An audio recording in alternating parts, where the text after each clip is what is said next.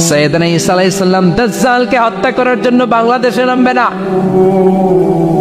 দাজ্জালকে হত্যা করার জন্য সৌদি আরবেও নামবে না, মিশরেও নামবে না, ইরাকেও নামবে না, লেবাননেও নামবে না, আলজেরিয়াতেও নামবে না, তিউনিসিয়াতেও নামবে না, মরক্কোতেও নামবে না। সাইয়েদনা ঈসা আলাইহিস সালাম দাজ্জালকে হত্যা করার জন্য ফিলিস্তিনের দামেস্কের জামে মসজিদের সবচেয়ে বড় মিনারার পাশে দুইজন ফেরেশতার পাখার উপরে ভর করে জমিনে নেমে আসবেন। এই জায়গাটা অনেক গুরুত্বপূর্ণ জায়গা।